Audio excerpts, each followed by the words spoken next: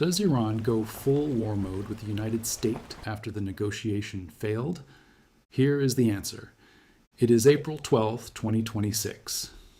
In a luxury hotel in Islamabad, the highest-ranking American officials to sit across from Iranian leaders since the Iranian Revolution, 1979, are finally in the same room.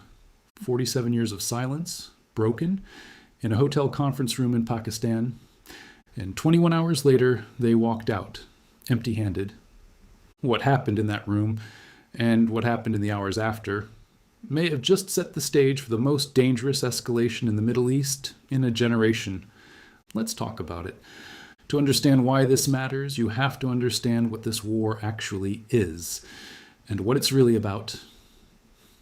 For 6 weeks prior to these talks, the United States and Iran had been in open military conflict. Not proxy war, not sanctions. Actual war. Iran had essentially shut down the Strait of Hormuz, the narrow channel through which roughly 20% of the world's oil supply passes every single day, mining it, charging transit fees to tankers trying to pass through, effectively turning one of the most critical arteries in the global economy into a toll booth under gunpoint. Oil prices spiked, insurance on shipping routes exploded, and the global economy, already fragile, started holding its breath. That's the backdrop. 2 nuclear-adjacent powers, 1 strait, and a ceasefire that nobody fully trusted. Pakistan steps in as the unlikely mediator. Prime Minister Shehbaz Sharif announces a 2-week ceasefire on April 8th and invites both delegations to Islamabad. Give peace a chance. Neutral ground. The world watches. Iran sends 70 people. 70. Including its parliament speaker, a former commander of the Revolutionary Guard, and its top diplomat.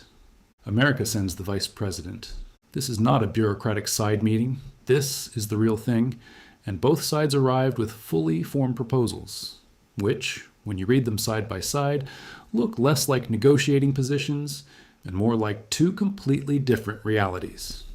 Iran's 10-point plan: lift all sanctions, unfreeze Iranian assets, give formal recognition that Iran controls the Strait of Hormuz and can collect fees from ships, stop the war everywhere, including in Lebanon where Israel is fighting Hezbollah, pay war reparations, withdraw U.S. forces from the region.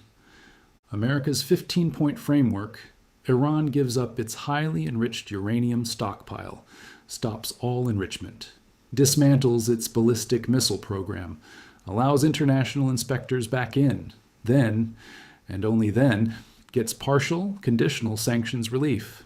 You read those 2 lists and you immediately understand why the talks lasted 21 hours and produced nothing. These aren't negotiating positions. They're statements of who won the war, and both sides think it was them. Here's the uncomfortable math. Iran believes it has already won something real.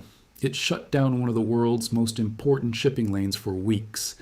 It survived direct military confrontation with the United States. Its leadership is still standing. In the logic of the Middle East, that is not a small thing. That is, by their definition, a victory.